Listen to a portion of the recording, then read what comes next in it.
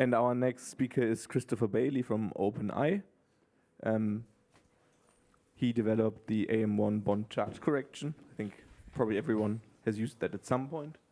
And he's now the head of Affinity Group at OpenEye. Thank you. Well, it's a pleasure to be here today. I thank you to the organizers for giving me the opportunity to come here. And I want to go right into the first slide, and I want to thank previous speakers for introducing the lead optimization cycle and the design, make, test cycle that's a part of that, so I can focus right in on the design stage. So when we're in lead optimization, generally, and talking about small molecules here, we have this whole ligand ideation where we generate a great many molecules, could be tens of thousands. After we filter and pose them, then we're going to have just maybe a few thousands. Then we propose doing a light, fast MD stage, similar in some respects to what Aniket was talking about yesterday with Simba, where we think this light, fast MD alone can allow us to triage with some simple scores like MMPBSA to triage down to around 100 or so that would go into the binding free energy stage. So all in all, what we're trying to do here is we're trying to take this big, with these successive filters, come up with a short list of compounds we actually want to make, and all the rest of them we don't want to make. So the efficiency here is that we must have cheap and fast and low effort methods to get the high throughput we need for actual drug discovery. So I want to talk about accuracy, but there's a lot of work out there which is looking at accuracy, which is trying to see what do we need in order to make a calculation accurate. And I think of some of the recent publications from John Essex's lab and from Peter Coveney's lab, where they're really focused on what do you need to do to get accuracy. But I would ask, how much accuracy do we need for the utility of increasing the probability of success for the ligands that we're prioritizing for synthesis? And what I want to ask is, where's the right trade-off for this? When can we stop chasing accuracy and instead go after high throughput? That's what I mean by bang for your buck. So in that context, I'm coming right in at these stages of the funnel where we're looking at this short trajectory MD, which is where we're going to do all our equilibrium calculations, and the binding free energies, it's a non-equilibrium method, so we're not even going to attempt to do equilibrium calculations there. So when you're looking for the final goal is to rank order things, then the metric you want to use, the normal statistical metric we use, is Kendall's tau. And so you'll see in this presentation, I'm not going to even talk about R squared. I'm not even going to talk about mean absolute error, because what we're looking for is rank ordering, where we want to move those compounds we're going to synthesize to the front. And in the end, you'll find I'm not that happy with Kendall's tau either. So the method we're using is work that we're following closely, the work by Bert de Groot and Vitas from a few years ago, which is non-equilibrium switching, which begins with an equilibrium calculation on state A and state B. By the time I begin the free energy calculation, we've already done the equilibrium calculation. And it better be good enough. So this is going to be a key point. It better be good enough. Once you've got that, and I'm going to eventually look at the actual numbers we use, which is 6 nanoseconds, which by modern standards is a very short equilibrium run, and you've got to ask the question, is this enough? From these we pull some configurations. We could pull 80 configurations, and then we do a bunch of very fast switches, 50 nanoseconds, 50 picoseconds, I should say. And what I want to say is this is also considered, short by modern standards, but I want to point out that this 6 nanoseconds for equilibrium and the 50 picoseconds per switch for 80 switches are numbers originally used and proposed by Bert de Groot and Vitas. That's what we use still now, but up to this point, I've been just doing it based on plausible deniability. It's what Bert used. I don't have to justify it. But in fact, we do, and I will later on. But the reason why we're trying to keep it so stripped down is so that we can get our calculations done for an edge in overall 8 nanoseconds of simulation compared to some of the FEP plus kind of calculations and FEP calculations in general, which just is generally investing a lot more simulation time in an edge. Why do we want to make it shorter? For throughput and efficiency, ultimately to reduce time and cost. But this needs to be, it's fine to stand on plausible deniability, but at some point you've got to go back and look at it.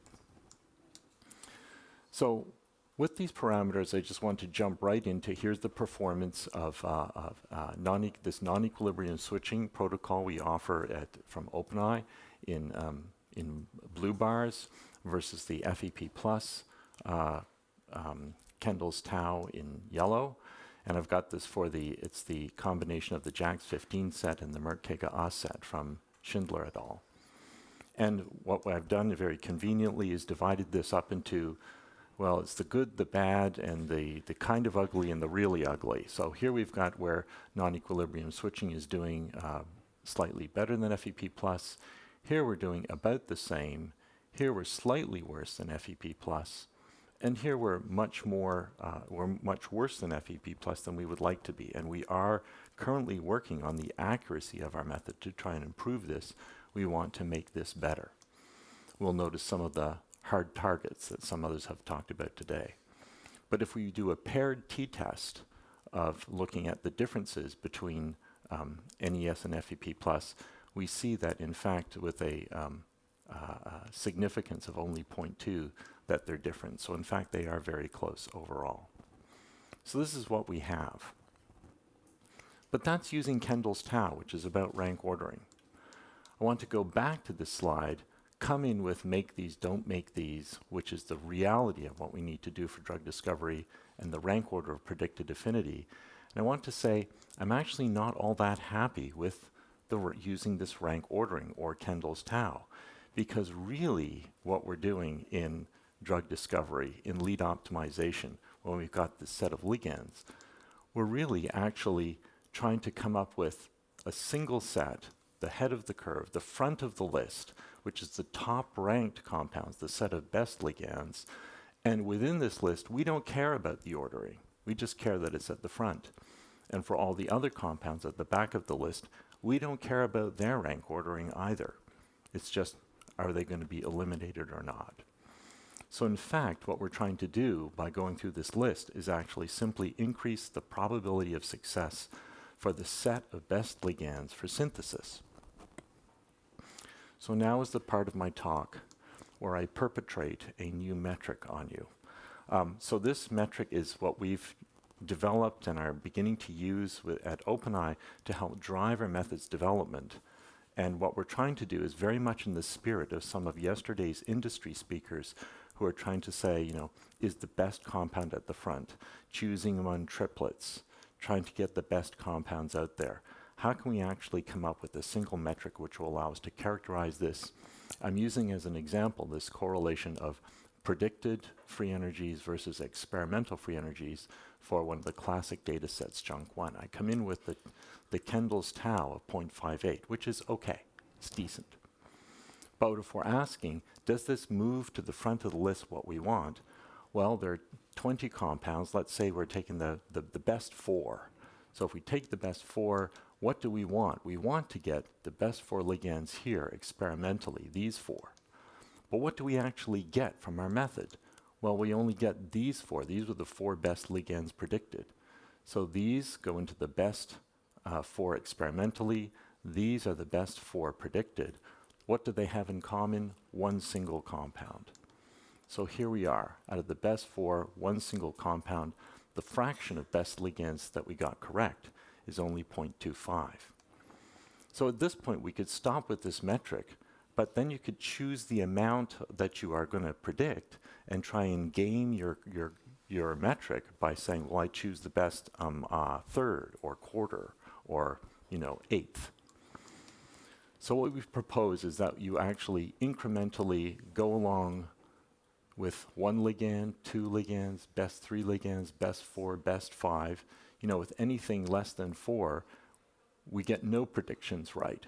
So we get zeros here. And if you bump this up one more and bump that in one more, we've got 3. So if you just plot that along this axis with the fraction of the total number of ligands, you get this curve here.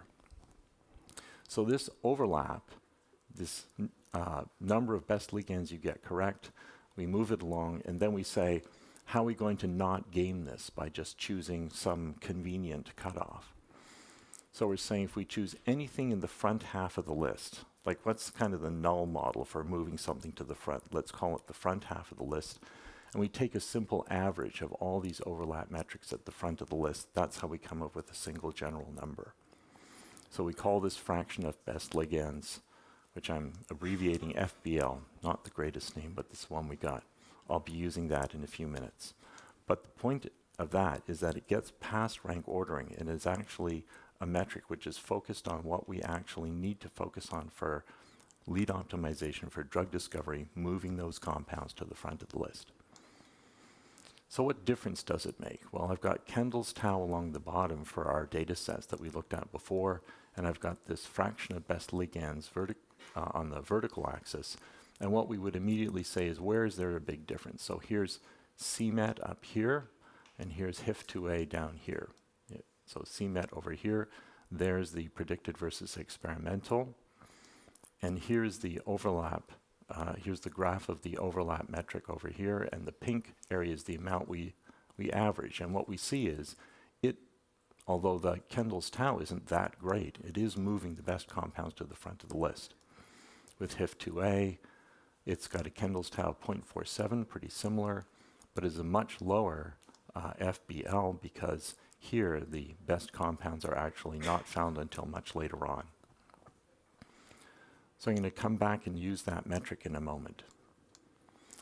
Actually, no. I wanted to show you right now the comparison. Here's the graph I showed earlier of Kendall's tau for the data sets that we were looking at, the JAX15 and Merck-KGaA, and I just mapped them straight up with the fraction of best ligands.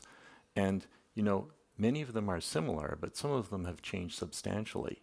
There's a couple of data sets for which the NES is doing worse than FEP+, but there's 2 sets here which I think are really significant because here with the Kendall's tau for rank ordering, we're doing quite a bit worse down here, but suddenly we're doing well up here. What is going on there? So I'm just showing you, here's the NES, predicted versus experimental free energies in blue, with the FEP numbers in yellow diamonds.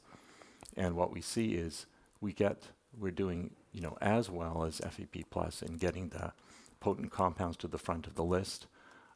And in this case, similarly, we're able to just move those compounds to the front. Our Kendall's tau, our ranking, is getting terrible towards the end of the list. So that's the difference that it makes if we start following this. And I think this is a metric I feel a lot happier using just in general as we develop our methods and are trying to show that they work. This is a metric that's showing you working in the way that we need for drug discovery. So I'd like to shift gears, go back to this slide, and now look at the, taking a critical examination. I'm going to fly through some results that are on posters upstairs for you to look at. But what we're doing is we're looking at, our plausible deniability, saying what about having no burn-in and 6 nanoseconds of equilibration?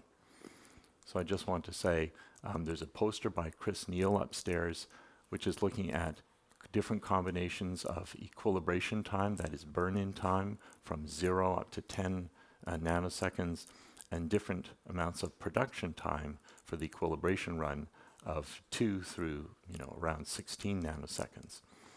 Now the number here in the heat map is we're looking at the number of clusters we sample if we do 3 replicates of 20 nanoseconds. How many clusters do we sample in terms of the binding modes versus how many of those do we sample when we do these much shorter runs? And I encourage you to go see Chris Neal's poster for the details on this. But what we're saying is we don't get perfect sampling of the really long runs, but for a fraction of the effort invested, and this is the bang for the buck point, we get pretty good sampling, and it's sufficient that we can get pretty good correlations. This is what we need to get low cost, high throughput, and to drive our decisions. Similarly, we looked at this 50 picosecond switching time. So again, this is on the same poster by Chris Neal. In blue, we've got our 50 picosecond switch. In cyan, we've got the 200 picosecond switch. And we can see over these 8 or 9 data sets that in fact it's pretty comparable results. If we really look at it hard, we can see this tiny little delta in favor of 200 picoseconds, but by and large, 50 picosecond switches seem to work very well. I also just want to highlight there's another poster upstairs by Agnes and Lucas from OpenEye, looking at other hyperparameter changes like charge model and so on, just to actually critically examine that. I also want to mention we've been looking into the mapping, different kinds of map types. So we took low map and we adapted it a little to use with ours to improve it just a little. At OpenEye, we've got OE low map with a certain number of edges. It's 1.5 times the number of ligands. We looked at star map, which is eventually which wins actually in terms of efficiency with about the same number of edges as ligands. We looked at a binary star map, which is perhaps the beginning of a starry sky, although it's not all that starry. There's just 2 stars. We've got an A-optimal map with quite a lot more edges and a D-optimal map with quite a lot more edges. The thing here is we took 10 standard data sets with small 12 ligand subsets, and we exhaustively evaluated all edges. And when we do that, we find that the star map here definitely wins in terms of map efficiency, how much performance you get for the number of edges you invest. So this is a bar graph comparing it in a paired t-test fashion compared to the OE low map, which is our default. And the A-optimal map and the D-optimal map are a lot less efficient. The truth of the matter is they all give about the same performance. With the real data, with all edges, we got about the same performance. But in terms of what you get in terms of efficiency, the star map wins by a long shot. But you've got to be a little careful how you choose your hub. This pink point in the center, if you can choose that, and Hayes has put a lot of effort into this. This is on her poster. You'll see that, in fact, the minimum heavy atom count is something which works better for some reason. It's a little counterintuitive to me, but it works better. Just want to touch on a collaborative effort where we have going with David Mobley. Again, this is in the interests of improving our accuracy and capability for handling some of these many corner cases that come up. So this is about looking at trapped waters. So David Mobley is here today, but I think he's presenting this work in the OpenFF meeting later on, perhaps. But a couple of other speakers have talked about, how do you calculate when you've got restricted access or exchange with bulk solvent? And what we're doing is an approach which takes advantage of the fact that we've done all our equilibrium calculations beforehand. We are not asking the question, is there a trapped water here? We know there is.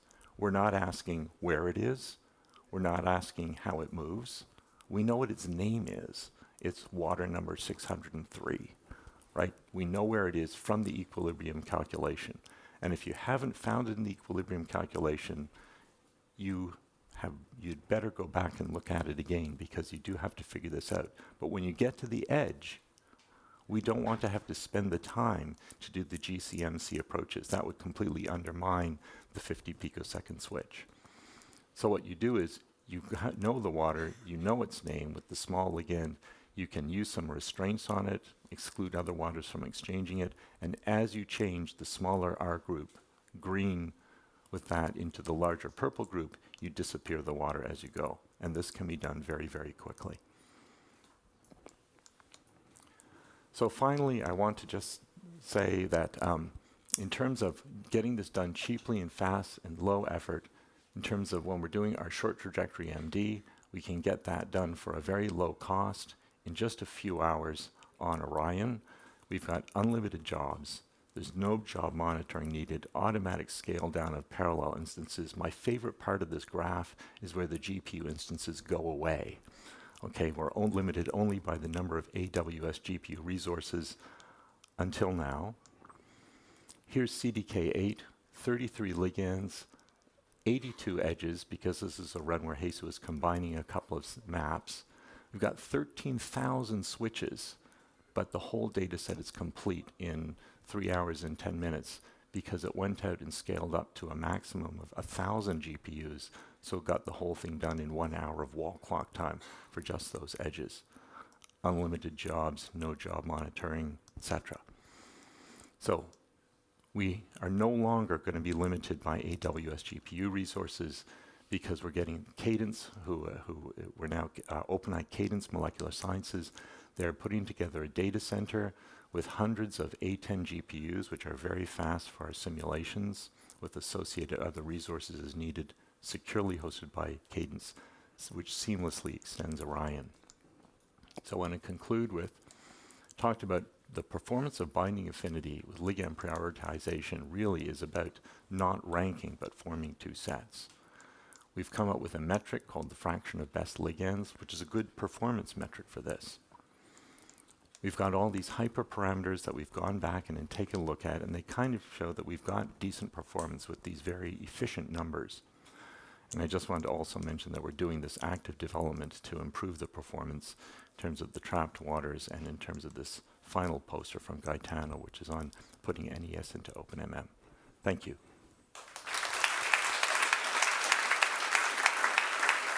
We have time for a very quick question. So yeah, I think the fraction of best ligands is a quite interesting metric. So I think, so I guess I can't speak for other companies, but for us, so we kind of have two situations where we want to use RBFE. One is where you have a couple dozen ligands where you want very accurate result and you are less cost sensitive. And the other case was when you train active learning model, where you run loads of RBFE calculations and you are cost sensitive. So, for the training of active learning models, do you think there will kind of be a better metric? That's an excellent point. I've thought of this metric and I've thought of these methods strictly in terms of, direct use in drug discovery projects. If you actually needed the ranking to be correct, then you might want to go with a Kendall's Tau driven metric. And I think the active learning might want to use the actual ranking itself, if not the correlation at a quantitative level. Thank you. Hi, Chris. Really nice talk. Hi, here. The FBL is like a really interesting metric, but my question is now we are seeing in this meeting that the number of RBFE or number of ligands that people are putting in FEP is exploding. So do you think this, and the number of synthesis is not going to change? So when you have the large data sets of thousands of molecules you're putting in your great infrastructure, how does FBL perform in those cases? I haven't looked at thousands yet. I've only looked at, I've looked at less than 100. So I think the metric is still going to perform as well. What changes is I wanted to not have this a metric that would be gamed, where people try to manipulate. So I went all the way up to the 50%, and I averaged backwards from there. If you're at the point where you're using just this tiny proportion at the front, you're beginning to go into a world which is more like virtual screening with these tiny fractions. So you begin to want to look at enrichment factors which move forward. So you may want to change the metric. I really hate changing metrics, but we don't want to game them, but we have to have a suitable metric. And a suitable metric with very high throughput and a very small list at the front, you might want to actually move that averaging a little forward. But I want to stick with just the top part of the list, the top half of the list for now, so that I can avoid the temptation to try and game the result. Let's think. Chris? Thank you.